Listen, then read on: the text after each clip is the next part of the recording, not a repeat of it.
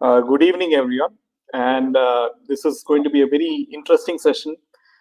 We have Desh Kapoor once again, with us. And welcome, Deshji. Thank you so much, Jayadevji. Yeah. So, Desh ji, as we know that the NDA won by a landslide in the Bihar elections, especially BJP coming out as the single largest party with 93 seats and JDU winning 83 seats.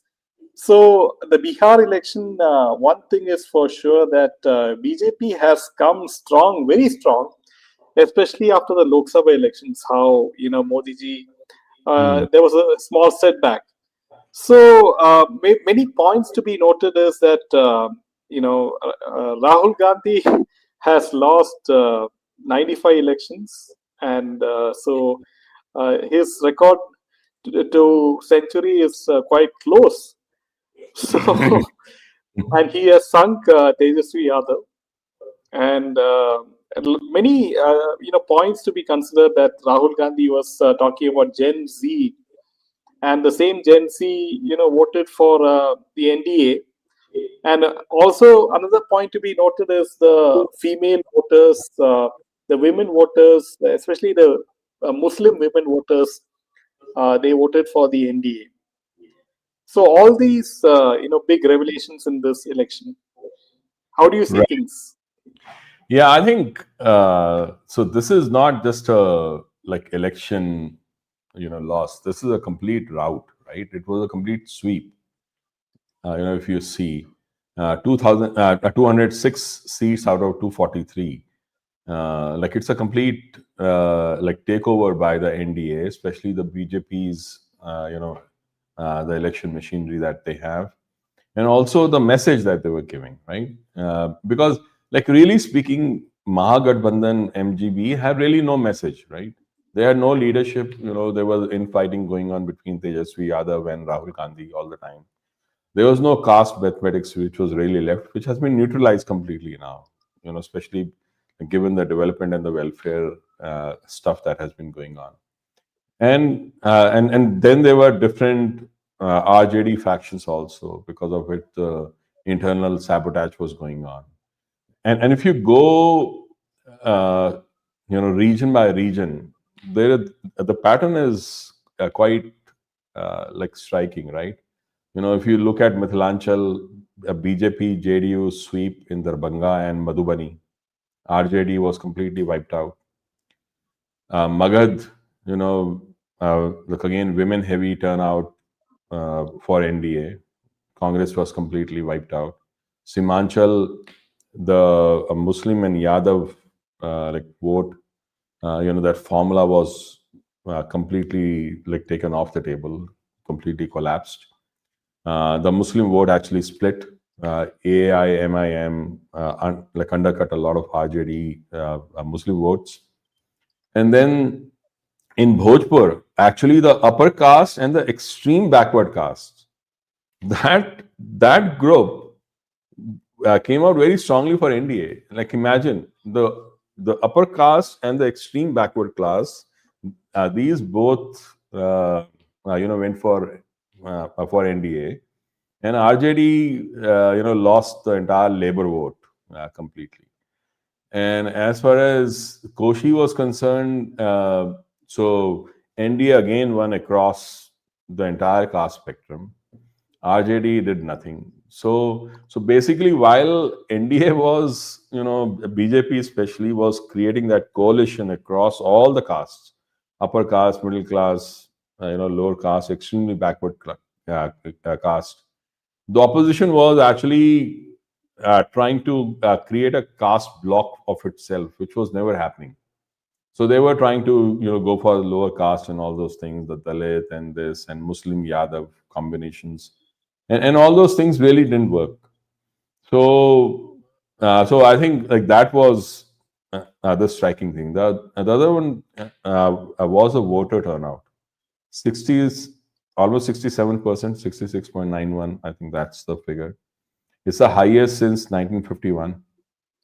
Women voter turnout was 71.6, which is historic, right? So So basically, what the and like what the entire voter turnout was saying is that um, yes, Nitish Kumar may not have done fantastically well, but like it has, but he has at least delivered something like for them. And as far as women were concerned, free cycles for school girls since 2006, 50% reservation for women in panchayats, institutional support for women's like SHGs, the Jivika, program, and then prohibition like against the alcohol, and then finally the 10,000 rupees of direct transfer, the women employment scheme. So all these things were fine, but I think the main, like if you really like look at all the interviews that were being done right on the ground, like you see one thing which was consistent. It was RJD and Congress's Jungle Raj versus the security of the current Nitish Kumar government and the NDA. So I think security for women was paramount, which all these guys have not understood. So so that would be like extremely important. As far as this entire divisiveness that the opposition and especially Congress and RJD have been touting, like have been throwing around and using all the time. I think BJP has succeeded in breaking all this. So the EBC, the extreme backward caste population in Bihar is 36%. The EBC vote for NDA was 64 to 70%. That high. Because like RJD has always focused on this like Muslim Yadav thing and gone on, and they think that they can like walk over all the Hindus because and same with the Congress. Revant Reddy was saying that like Muslims are Congress and Congress is Muslim, something like that, and like this keeps on going all the time. Like whether it was Muhammad Ali Jinnah or whether it was Manmohan Singh saying the like Muslim have the first right to all the assets in like in India, or whether it is Rahul Gandhi who said Congress is a Muslim party. So this keeps going on and on all the time, and they think they can throw around the Hindus and try to break them and then win the elections. That all those things are not going to happen anymore. Yeah. So, Deshi, also one thing is now the future of the Congress party. How do they see, Rahul Gandhi still as the leader of the Congress party? Yeah, so I think they have to make a choice of what they want to do, and some people are like given how bad and how useless and ineffective Rahul Gandhi is. I think he's a liability even for the deep state because like he really cannot deliver anything like for them, right? So if deep state really wants to take on Modi ji and India's BJP, then Rahul Gandhi is a liability for them. So some people have conjectured that maybe that like they'll turn on Rahul Gandhi himself, like maybe like they'll try to take some action on Rahul Gandhi.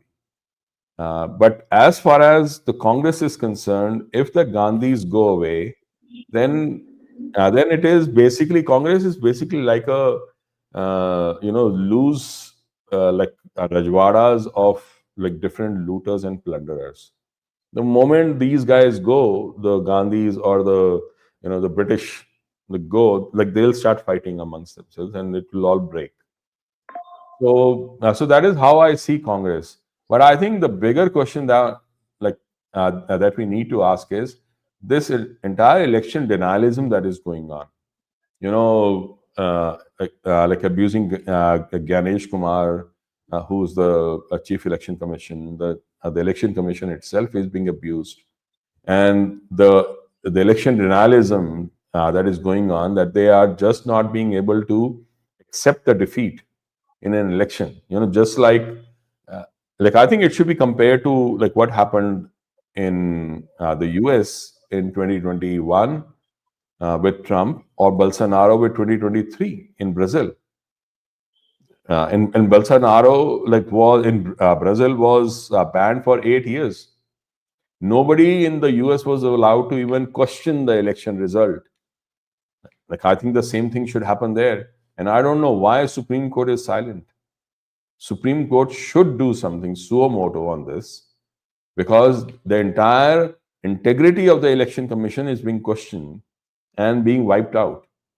Why? Because and all of their allegations are absolutely false. They've been proven to be false. And they're still going on, and the entire social handles are going on. Like I think somewhere Supreme Court should step in and save the constitution. Like they have not done a great job in the history of saving the constitution, whether it was emergency or whether it was backing the National Advisory Council. They've always thrown the Indian citizen under the bus, but at least sometime they have to redeem themselves.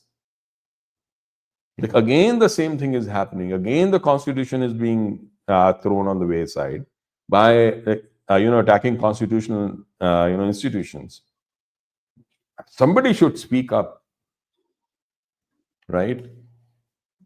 Yes. So, in the midst of all this, the deep state, whether it's the American deep state or the Chinese deep state, they would have become very shocked after seeing the election result, and how, BJP and Modi ji is becoming stronger by the day. And, also with the fact that you have, so many enemies with the radical Islamist groups, which committed this Delhi blast.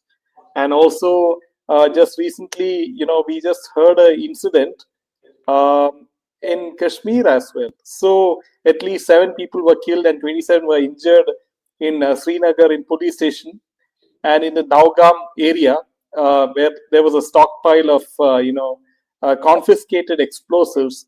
But all in all, the Delhi blast showed a white collar terror. Where doctors from the Al Falah University, they were responsible, and also they resorting to chemical sort of warfare as well. With ricin, right? Right. So you can see that the point five war has been activated after Operation Sindoor. And how will the intelligence agency in India and RAW, prevent further attacks from happening, because there's so many sleeper cells and all these kind of activities happening inside India? Yeah, I think that's very important to understand, and it's very unfortunate that even at this point, even at this stage, a lot of these opposition parties and their social handles are actually trying to legitimize the actions of those terrorists who are trying to blow up so many different places. In fact, their main aim was Ayodhya's Ram Mandir and Kashi Vishwanath, and also other places. So I think like this is like India has clearly gotten into this hybrid war phase now, which is being orchestrated by the entire combination of Pakistan and Turkey, and like even with the backing of China. So, so there's so this is a war of destabilization that is going on, and we everyone should understand this, because uh, there is there is a very educated class. So universities are involved with this. The entire this thing, the outside forces are involved. The MBBS doctor, engineers, professors, university administrations, the IT professionals, the businessmen who are importing and exporting the chemicals. In fact, the ammonium nitrate is not something that you get in the local market shop. Like you have to get it from fertilizer factories and chemical factories. like when they are tracing it, such things can only happen through by theft on the black market, and they would have actually its origin has like gone into Punjab. So in Punjab, all this ammonium nitrate has been stolen, and there was a uptick in all the crimes that were going on from the crypto standpoint. So basically, there was a parallel uptick in the crypto currency transactions that were going on. So most probably, all these NGOs, Al Falah related NGOs, were actually financed by crypto. And like we know how the Pakistani Crypto Council and all those things started uh, just right before Operation Sindoor, and who were involved with that. Even Trump's own family was involved with the Pakistani Crypto Council. So, and the way Pakistanis have actually worked the entire crypto landscape within Pakistan is mind-boggling. At one level, the laws actually prohibit any cryptocurrency transaction, but on the other hand, they have created this entire network and saying that Pakistan will become a crypto hub. Basically, what they're trying to do is they're trying to create layers of deniability and use crypto to finance all these things, and that is how it has been happening. So India has a big technological war on its hand, uh, combined with chemical and bio warfare, because ricin is used for bio warfare. It has no antidote, and when you combine this with the GPS spoofing that was going on, one is totally like blown away. I mean, uh, like we have discussed this, how how that was GPS spoofing has been orchestrated, how much of preparation that would have gone into all these things. So it is something that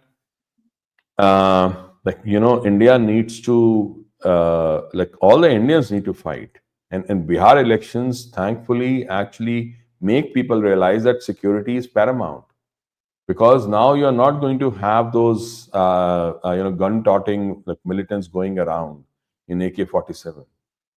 This is a quantum change, a paradigm change in terrorism. They are going to use every way possible. Your own fertilizers they are going to use against you.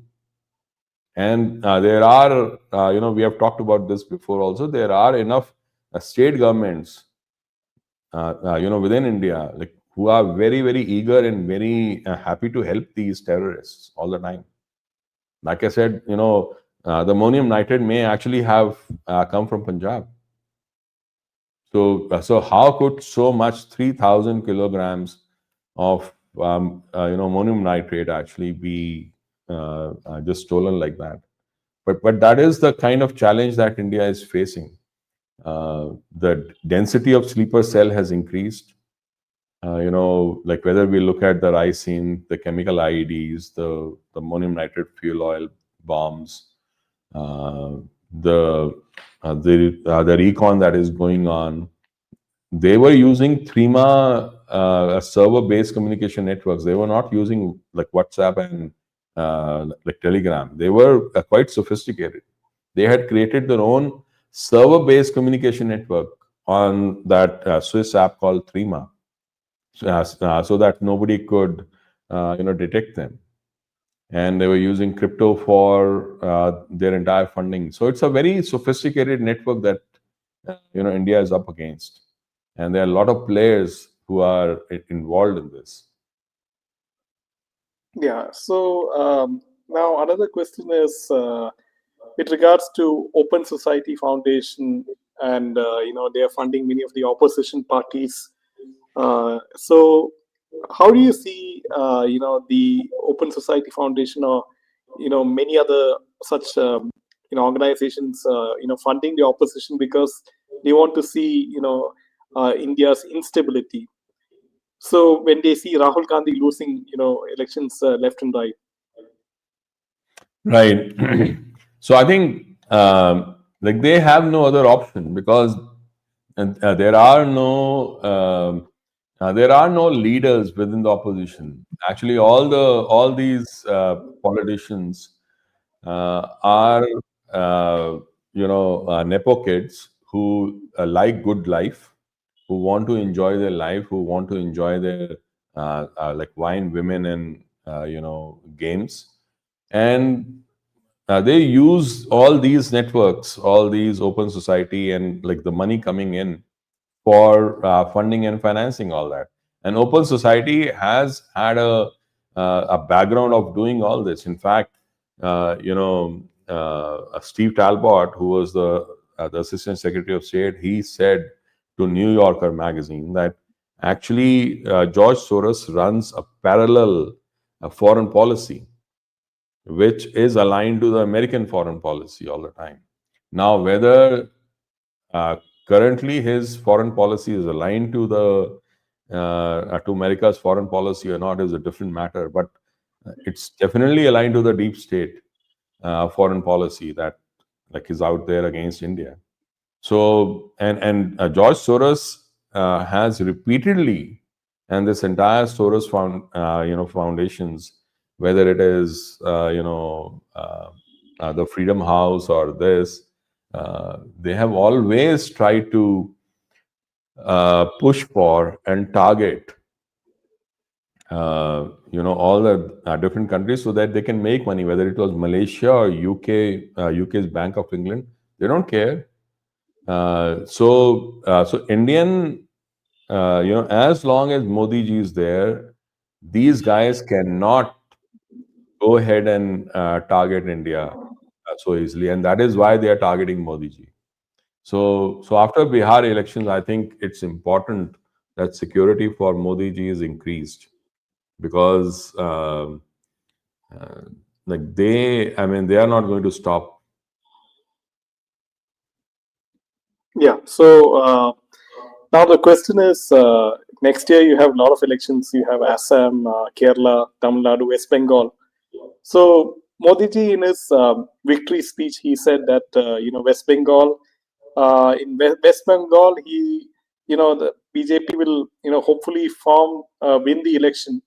And an interesting development is 6.34 lakh Aadhaar card holders identified as deceased in West Bengal. The UIDAI informs the Election Commission of India. So this is a huge news, isn't it? Right. Yeah, because see, these guys have been, like I was saying that India's own states have political parties who are aligned to all these kind of forces. Now, TMC has consistently been, aligned with the forces of, those forces in Bangladesh from 1971 when they did the Hindu genocide, or Rohingyas who who have done documented Hindu genocides as per the Amnesty International reports. So, like in one case, they actually lined up 100 Hindus in one of the villages and they shot them in one go and threw them into the graves. Mass graves have been found of Hindus, which these Rohingyas have created of Hindus. So those are the guys that they have given Aadhaar cards to.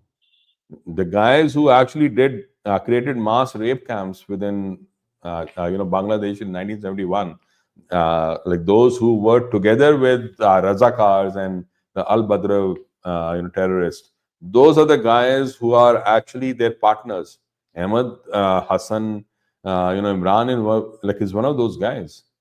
So TMC, like TMC can say whatever, but Rohingyas who have done documented Hindu genocides, and those Bangladeshi war criminals who have done documented war crimes, they have to get out of India. In fact, like they need to be tried as war criminals, and all of them should be executed. That is how it should like happen. They are no different from the Nazis. They cannot be allowed to run freely in any civilized society. Like, forget about throwing them out. Like, I think they should be actually tried and executed because they are war criminals. Right. So the next election, BJP has a lot of work to do, especially with Kerala, Tamil Nadu, and West Bengal in particular. Right. Yeah, there is a lot of work that needs to be done because they are not going to give it up so easily. They have created an entire a landscape of these criminals who have gone around and who have helped them come to power. They are not going to let them go any like in any like easy way. They are going to fight for all that, just the way they have been fighting, whether it was Sandesh Kali or whatever. They have always tried to go and do exactly what these war criminals had done in Bangladesh. Like they go and attack and they humiliate and torture and they violate the Bengali women all the time. Bengali women have actually suffered the wrath of all these politicians who have been jihadi backing politicians, and they need to now answer to all those things. It's time. And like whether it is Muhammad Yunus there or Mamta Banerjee in India, they both need to be tried. They both need to be tried for Hindu genocides and for mass rapes.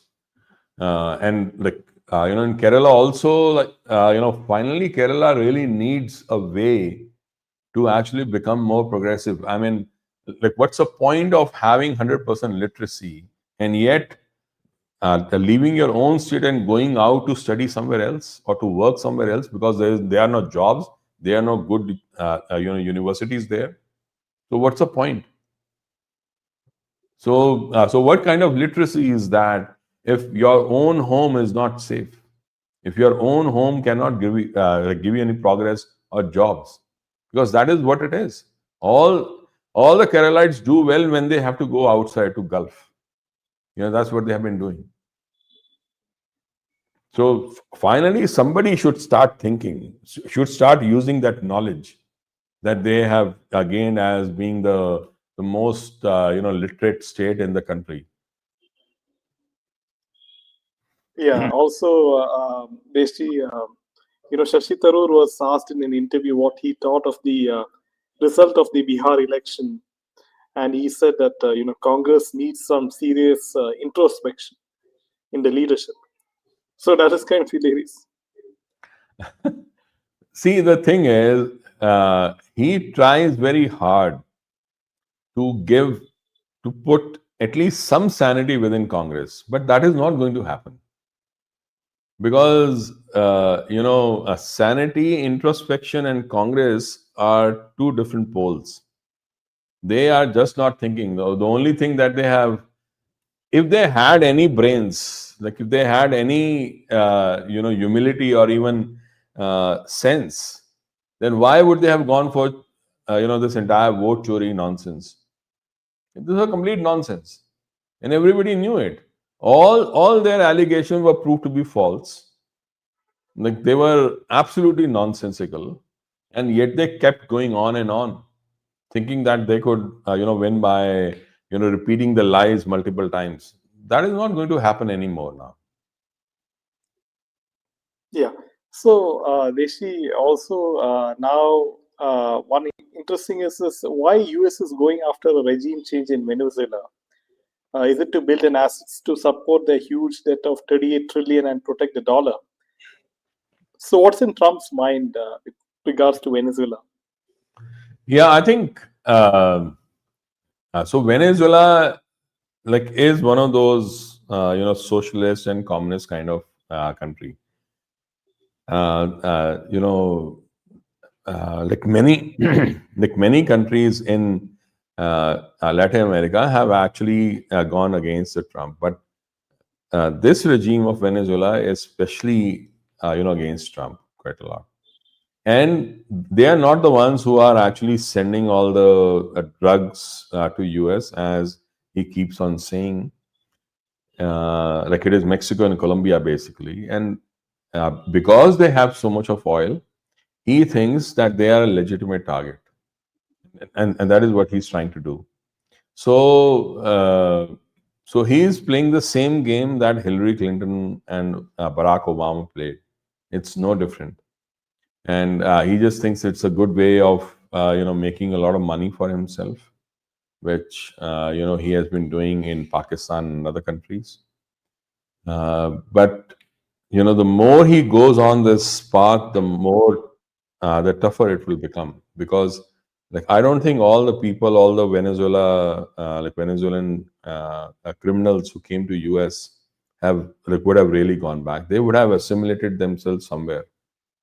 So if this keeps going on without any, there is absolutely no reason for US to get involved in Venezuela. Absolutely no reason. Like unless and until US really wants to hurt itself because of taking on a war, which is totally unnecessary. But that is where we have come to now, because there is no rhyme and reason for some of the actions that he is taking, except that he thinks that it can make him a lot of money.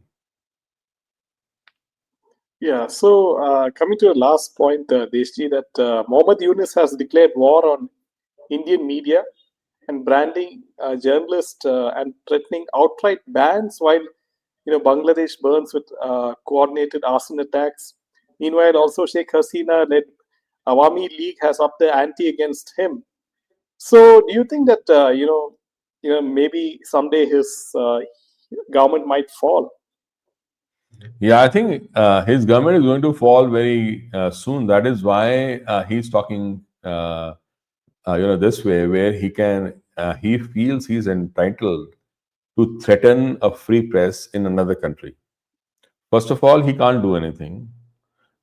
Even if he bans anyone within Bangladesh, that is Bangladesh's loss, not other people's loss, because the media will report anyhow, and if you do not give them access to the ground, and if like he thinks everything is hunky dory on the ground, then like they'll make up their own stories, and they'll have their own sources to tell them the stories, and they will run it anyhow. So Mohammad Yunus actually is on a very a slippery slope right now, the way he's going. So then, there is a like entire Bangladesh is in a chaos. There is arson, there is Islamist mobilization, there is complete power vacuum, and like it has become a boiler, like boiling pot for so many different forces. We have seen how the CIA guy was killed, the Terrence Jackson, and even so many, like Chinese are there, the Pakistanis are there, the Indians would have also been there, the CIA is massively there. So they need a foreign scapegoat, and they think that India can, become a good scapegoat. Uh, they're very classic. When your own house is burning, blame the neighbor, right? And like when your grip on the country is weakening, then start attacking the press. And like when your international like image is in shatters, then try and target India, to show that how sovereign you are and all that. Like all these are just petty like ways of doing things, naive. This will not save his regime, because if the followers of Sheikh Hasina, who were being targeted in Bangladesh after Yunus came in a typical fascist way, if they have been targeted, they'll go and retaliate back as well, and they should, because who will take such targeting and killing with just lying down? They have done, many of the people who actually protested against Sheikh Hasina have become targets themselves. All the Hindus, all the so-called secular people, they have been targeted themselves. So and then he has partnership with folks like Hafiz Saeed, who's in Bangladesh. So they think they can use Rohingyas, Jamaatul Mujahideen, from Bangladesh, just JMB, and Hafiz Saeed, and create the entire infrastructure to attack India. Like if they try and do that, they'll have something on their hand, because like India is not going to sit quietly and have someone create a terror campaign and get along freely. Yeah. So even though Bengal election is far in 2026, do you think the common Bengali Hindu is going to vote for BJP? Do you see that happening? I think many people internally want to do that, and like there needs to be a strong campaign to help the normal Bengalis understand what they have lost. They have lost almost everything. There is no industry in Bengal anymore. There is no safety. There is no security. The women are in like our targets now. We are looking at a situation where Bengal can have another direct action day anytime. So now the time has come for uh, the Indian establishment, the Indian constitutional authorities to actually take action against all this. And Yeah. So yes, they are right that Bengal people are scared. Yes, they are scared because every time BJP loses the election or TMC wins the election, they actually target all the people who have voted for BJP. BJP, I don't know why it has not backed its own cadres. It should have, but like whatever it was, going forward, they should be given a like really bloody nose for all that they have done. yeah. So Desh, that was a wonderful session, and we will see you again next week. Thank you for coming. Yeah, thanks, Jadev. Thank you so much for calling me. Yeah, and Jai Hind and Jai Jai Hind. Shri Ram. Yes, sure. Thank you.